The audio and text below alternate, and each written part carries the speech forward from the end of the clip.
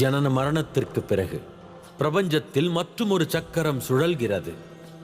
அதுவே இன்பம் மற்றும் துன்பத்தின் சக்கரம். இரவு பகல் போன்றேதான் அவை சுழன்று கொண்டிருக்கும். எவ்வளவு முயற்சி திருப்பினும் சரி, அச்சக்கரத்திலிருந்து தப்பிக்க இயலாது.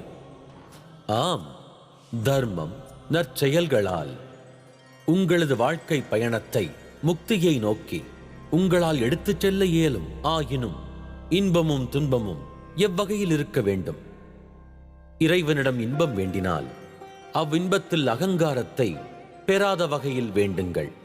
துயரம் கொண்டால் அதீத பக்தியும் வேண்டும் என்று பிரார்த்தியுங்கள்.